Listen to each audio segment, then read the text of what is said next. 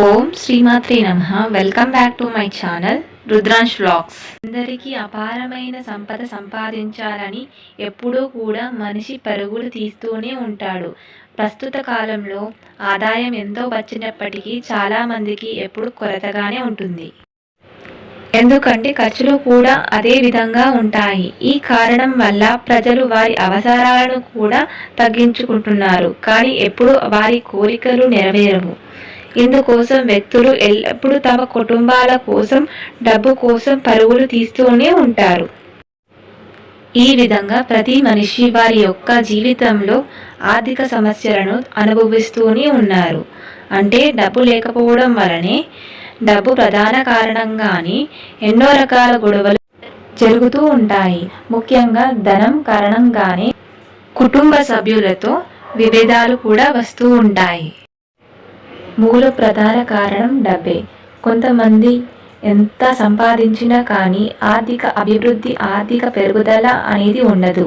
అంటే సంపాదకు మించిన ఖర్చులు అనేవి ఉంటాయి.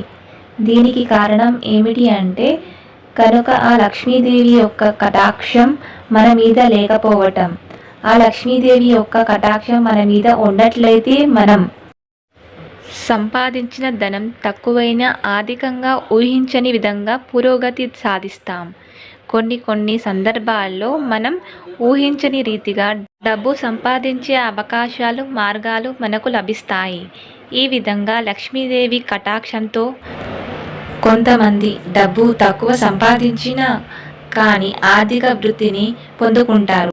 ఈ విధంగా మనం లక్ష్మీదేవి కటాక్షం కోసం లక్ష్మీదేవిని పూజిస్తూ ఉండాలి. అలాగే కొన్ని రకాల పరిహారాలు చేసినట్లయితే కనుక మనం లక్ష్మీ కటాక్షాన్ని పొందుకుంటాం. మనకున్న దోషాలను కూడా నివారించుకోగలుగుతాం. అయితే కొన్ని పరిహారాలు చేయడం వల్ల మనం ధనవంతులు అయ్యే అవకాశాలు ఉంటాయని, మనకున్న దోషాలు తొలగిపోతాయని మన శాస్త్రాలు, పండితులు చెబుతున్నారు. అయితే లవంగంతో ఈ యొక్క పరిహారం చేశారంటే మీకున్న దోషాలు తొలగిపోతాయి, మీ ఇంట్లో ఉన్న ఆర్థిక ఇబ్బందులు తొలగిపోతాయి, డబ్బుకి కొరత అనేది ఉండదు, మీరు ధనవంతులై అవకాశాలు ఎక్కువగా ఉంటాయి. అయితే లవంగంతో మీరు చేయాల్సిన పరిహారం ఏమిటి అంటే కనుక శుక్రవారం రోజు ఉదయాన్నే లేచిన తర్వాత చక్కగా తలస్నానం చేసి ఉతికిన బట్టలు వేసుకోండి. మీరు ఇంట్లోని పూజా మందిరంలో, పూజ గదిలో అన్ని దేవత విగ్రహాలు, ఫోటోలు శుభ్రం చేసిన తర్వాత భగవంతుడికి దీపం వెలిగించండి. ముఖ్యంగా లక్ష్మీదేవికి దీపం వెలిగించండి. ఈ విధంగా చేసిన తర్వాత ఒక ఎర్రటి వస్త్రాన్ని తీసుకోండి. అందులో సగం ముక్క ఉంటే సరిపోతుంది. లవంగాలను తీసుకోవాలి. ఎర్రటి క్లాత్ కొన్ని లవంగాలను వేసి మూట దేవుడి గదిలో ఒక రోజంతా కూడా అలాగే ఉంచాలి. తర్వాత ఆ లక్ష్మీదేవికి మీ మనసులోని సంకల్పం చేసుకోండి. అమ్మ, మాకున్న ఆర్థిక బాధలు అన్నీ కూడా తొలగిపోవాలి. ఆర్థిక సమస్యల నుండి మమ్మల్ని నువ్వే కాపాడు తల్లి. మాకున్న అప్పుల బాధ నుండి మమ్మల్ని బయటపడేయు. ఆర్థికంగా మేము పురోగతి సాధించేలాగా చూడు తల్లి అని మనసులో సంకల్పం చేసుకోవాలి.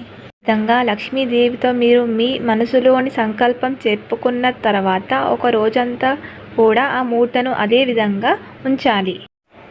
ఈ విధంగా చేసిన తర్వాత మరుసటి రోజు తెల్లవారుజామున స్నానం చేసిన తర్వాత ఆ మూటను తీసుకొని వెళ్ళి మీ ఇంట్లో డబ్బులు ఎక్కడైతే పెడతారో, కొంతమంది డబ్బులు బీరువాలో పెట్టి అలవాటు ఉంటుంది. మీరు డబ్బులు ఎక్కడైతే పెట్టుకుంటారో అక్కడ మీ యొక్క మూటను పెట్టుకోవాలి. ఈ విధంగా పెట్టినట్లయితే ఆర్థిక పురోగతి సాధిస్తారు. మళ్ళీ మీరు పరిహారం చేసేంత వరకు ఈ మూటను అదే విధంగా ఉంచాలి. ఆ తల్లి కటాక్షం తప్పకుండా కలుగుతుంది. Thanks for watching. ఈ వీడియో కనుక నచ్చినట్లయితే ఒక లైక్ వేసి మీ ఫ్రెండ్స్కు షేర్ చేయండి. అలాగే జై శ్రీకృష్ణ అని కమెంట్ చేయండి. Thank you.